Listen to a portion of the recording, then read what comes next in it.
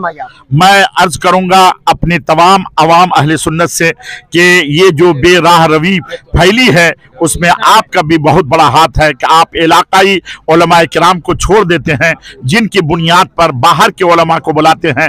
उनको हालात नहीं मालूम कि हमारे इलाके का हालात क्या है, किस पर गुफ्तगू करें, किस पर गुफ्तगू नहीं करें। लेकिन जो हमारे इलाके के उलमा हैं उनको हालात मालूम है, उनको पता है कि किस पर गुफ्तगू की जाए, किस पर गुफ्तगू न की जाए। लेकिन आपने अपने इलाके के उलमा को छोड़कर गोया आपने जलसे का मकसद ही खत्म कर दिया। खुदा के लिए मैं आवाम से गुजारिश करूंगा कि खुदा के लिए ऐसा न करें, बल्कि उलमाए अहले सुन्नत जो इलाके के हैं उनको तरजीह दें। कफील और शब्बे बरकाती के हवाले से बताइए। मैं कफील अंबर साहब ने इधर माफी नामा पेश किया है तो मैं इसको छोड़ता हूं मौलाना शहरियार साहब के हवाले कि मौलाना शहरियार साहब अगर इन दोनों को माफ कर देंगे जैसा कि उन्होंने माफी मांगा है तो हम लोग मौलाना शहरियार साहब के साथ हैं। और मुफ्ती शहरियार साहब अगर माफ कर देंगे तो हम उनके साथ हैं, और अगर वो माफ नहीं करेंगे तब भी हम उन्हीं के साथ हैं, है ना। माफ करेंगे तब भी उन्हीं के साथ है, नहीं करेंगे तब भी उन्हीं के साथ है। उन्हीं के साथ है। तो जो शब्बीर बरकाती और कफील अंबर के खिलाफ पूरा हिंदुस्तान खड़ा हुआ है, पूरी दुनिया खड़ी हुई है और कह रहे हैं कि उन्होंने बरसरे स्टेज पर जो है इस तरीके से बदतमीजी एक तौहीन आलिम दीन की है। ऐसा नहीं होना चाहिए, ऐसे शायरों को बायकाट करना चाहिए, ऐसे शायरों को स्टेज पर नहीं बुलाना चाहिए जो इस तरीके से उलमा की तौहीन करें।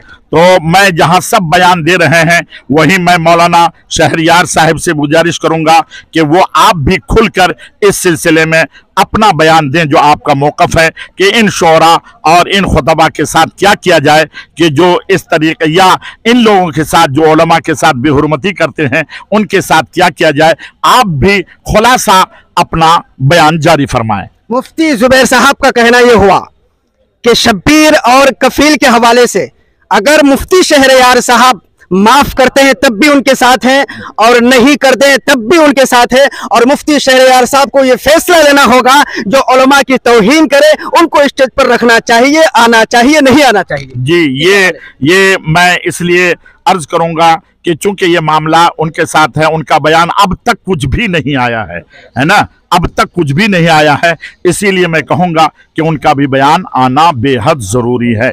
आज जो मीटिंग हुई तंजीमुल मुस्लिमीन 22 में, यहाँ भी उनको चाहिए रहना, और हम लोग तो ये सोच रहे थे कि वो रहेंगे तो इंशाअल्लाह ताला सारा मामला आज हल हो जाएगा, लेकिन उनकी गैर हाजिरी की बुनियाद पर भी बात अधूरी रह गई है। और हजरत आज जो फैसला मुकम्मल तरीके से लिया गया है, बस मुख्तसर में उसको बयान कर दीजिए। वो फैसला लिया गया है कि उन हजरात को मदऊ करें जो दीनी और ईमानी अकीदे की गुफ्तगू कर सके, और जो इस तरीके से नात को वह कव्वाली के तर्ज में या गाने के तर्ज में या जो है गैर शरई तौर पर पढ़ते हैं उनको आप न बुलाएं तो ज़्यादा बेहतर है।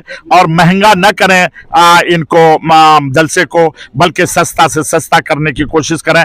और जो कुछ भी बचत जो शायर गाने की तरज में पढ़ते हो और जो मांग करते हो जी, उनको भी आवाम को चाहिए कि ऐसे से बचें।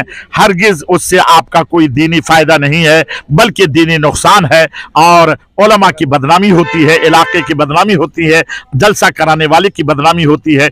इसलिए मैं कहूँगा कि हरगिज वो काम न करें जिससे आपकी भी बदनामी हो और शरीयत के खिलाफ करने की बुनियाद पर हम लोग गुनहगार भी हो जाए। ऐसा काम न किया जाए। बहुत सारे शायर फांसी के इस हवाले से बताइए। और पहले ही से हमारे उलमा ने ये कैद लगा दी है कि फुस्साक को हरगिज स्टेज पर जगह न दी जाए, वो चाहे आलिम हो, चाहे वो शायर हो, चाहे नकीब हो, चाहे कोई भी हो, नातखा को भी जो फुस्साक है हरगिज उनको इजाजत स्टेज अहले सुन्नत पर न दी जाए। ये थे मुफ्ती जुबैर साहब क़िबला।